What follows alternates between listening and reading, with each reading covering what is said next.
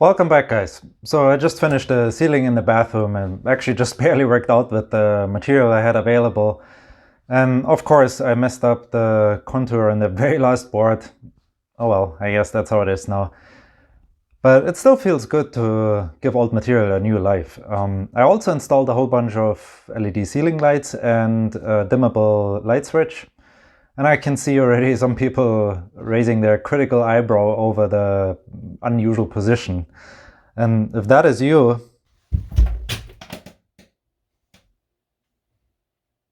Dude, where's the light switch? Well, you can't be helped.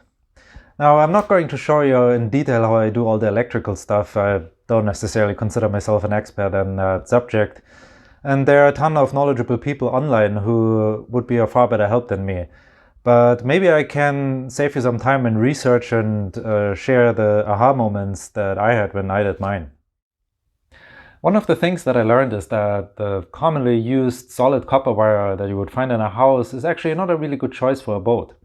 Instead, stranded copper wire is preferred, if not even required. Why is that? Well, because the stranded wire is by far more flexible and can withstand the vibrations in a boat. It also goes for a motorhome, by the way, or a trailer or a camper, everything that moves.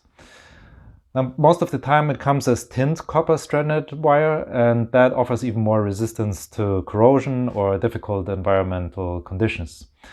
And the very first time I was made aware of this was actually by another YouTuber. His channel name is Our Tiny Houseboat, and as the name suggests, this guy built a really beautiful tiny houseboat. Go check it out if you're curious.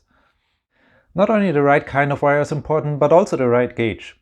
How do you figure that out? Well, luckily there are a lot of helpful charts like this one online, and all you have to do is measure the length of your wire, and you have to figure out how many amps your appliance will draw, and with that information the chart will tell you exactly what gauge of wire to use. One more thing worth mentioning is the method used to connect the wires. I'm used to use those twist-on connectors or wire nuts for just about anything around the house.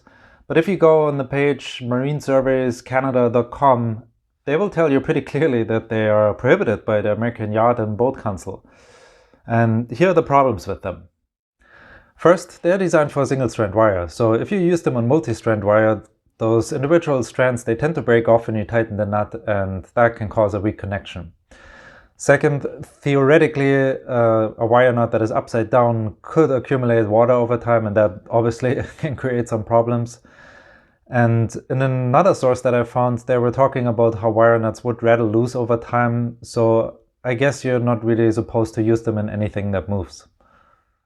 It seems like the best way to connect your wires are mechanical crimped butt connectors, ideally the shrinkable kind.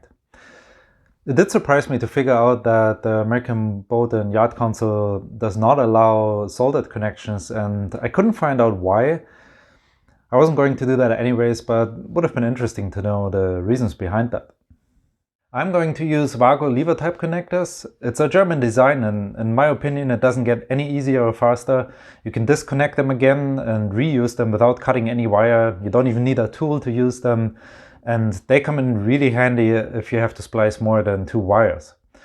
Are they approved by the American Boat and Yacht Council? Well, they don't specifically call out those type of connectors, but they give you 3 requirements instead for all the friction connectors. And as far as I understand, this type of connector does meet them. Now, if you end up electrocuting yourself or burn down your boat, please don't come back here and blame me. You and you alone are responsible for your decisions, and this information is really just a result of my personal research. Now let's go back to the bathroom here. I have to start thinking about the water system. Let me show you real quick what I have in mind. Alright, now of course I need some source of water, and that water will be stored in some form of water tank. And to build up some pressure and to move the water, I will need a pump. And just in case I ever have to work on that pump, I will install 2 isolating valves. Now to heat the water, I will use a tankless on-demand propane heater, and from what I read online, it is recommended to install a check valve just before the unit to avoid hot water backfeeding into the cold supply. So I guess I'll install one of those.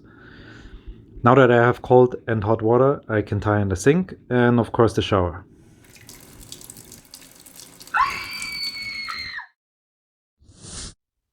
I do have the heater already and I do have the pump. I guess it's time now to just hook them up real quick outside and just test them and see if they work properly.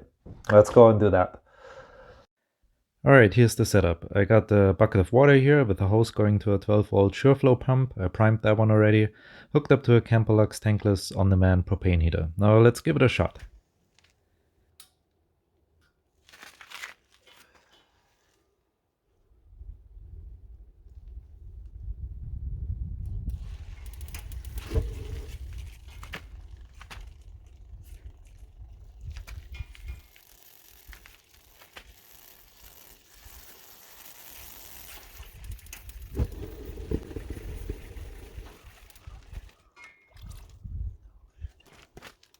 Oh boy, that scared the crap out of me. Now, I'm not sure if you could see that in the video. I literally had flames shooting out of here. I know this is supposed to get warm, but I'm pretty sure I'm not supposed to have flames high like that. Yeah, no kidding. I disconnected everything and took the cover off because now I was really curious. And it took just a couple seconds to notice that one part here was awfully loose, and you don't have to be a rocket scientist to realize that right there's the problem. Now it turned out that both threads on the flange were stripped out, and with that loose connection to propane could just escape and set this whole thing on fire. Now interesting to notice though is that the paint mark on the bolt is still on point, which makes me believe that the guy on the assembly line is an absolute potato who brutally overtorqued those bolts and just didn't give a damn and put the paint mark on it anyways because, hey, it was Friday. No way he's gonna miss out on his 5 o'clock Friday beer and season 5 of Breaking Bad. Just my theory anyways. Now to fix this I'm using longer bolts, and instead of relying on the stripped out threads I use a nut with a lock washer to keep everything together. And yes, I checked every single bolt to make sure this was the only problem, and then I assembled everything so I could take it outside for another test.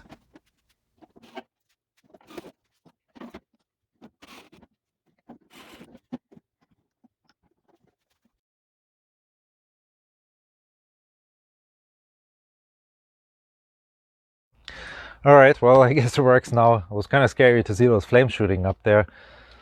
Also quite dangerous to be honest, but in the end of the day it was an easy problem to fix, so I'm quite happy we got it done. I had just two options anyways. I think it's either try to return the unit or deal with it myself, and considering that I bought this thing a couple months ago, my chances for returning it have been slim. And besides that, I have really bad experience with companies in general. It just takes forever to get them on the line. They don't answer emails, and after you're already 4 months in and you still haven't resolved the problem. So I'm glad I just dealt with it myself. And as of right now, it works great. The controls do work. The pump was working really well too. It was very quiet. I was surprised by that. The reason why I bought such a cheap unit in the first place is the dimensions. I couldn't find one that's smaller than this, and I really wanted something very small, especially when it comes to the depth here. This is just under 5 inch, which is really great, and it will make more sense when you see where I install it and why this is important. Yeah, so far I'm quite happy. I probably would buy it again. Yes, somebody on the assembly line was sleeping, but those things happen. You can't expect a Cadillac when you just spent $200. So yeah, let's get to it and install it. Those units should not be installed inside. They don't have a sealed exhaust at the top to vent them out properly. You can see now how an even bigger unit would interfere with the space that is meant to be a seat in the future. This is actually just a temporary installation. I still have to finish the walls out here, and I want to add a metal heat shield for extra safety in the future. This position will allow me to store the propane tank under the seat, and that way I don't have to run propane gas lines for the water heater through the interior of the boat.